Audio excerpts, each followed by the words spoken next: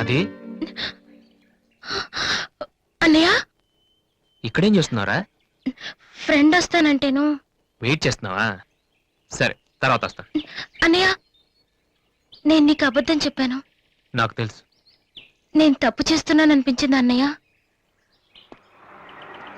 తప్ప? తప్పు చేసే మొహం ఇది. ఏమైందిరా?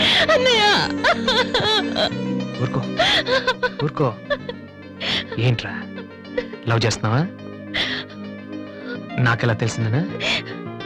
నీ కళ్ళు చూస్తుంటే తెలిసిపోతుందిరా. నాన్నకు తెలిస్తే చంపేస్తారని ఇక్కడికి వచ్చి కూర్చొని నడుస్తున్నావా? ఏ, ఈ అన్నయ్య లేడు? ఏమైందిరా?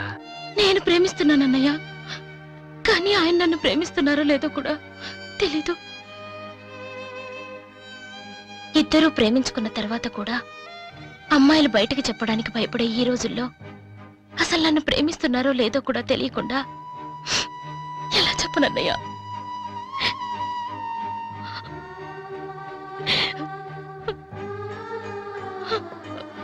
పేరేంటి? ఎందుకే నీకు చెప్పలేదు.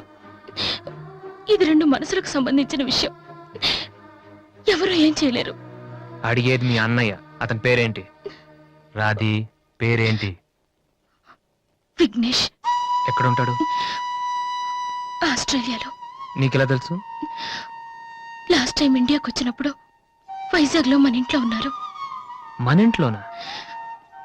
అప్పుడు నువ్వు హైదరాబాద్ లో ఉన్నావు. నాకు తెలియకుండా ఎవరి విఘ్నేష్? దివ్య వాళ్ళ అన్నయ్య. దివ్య వాళ్ళ అన్నయ్య.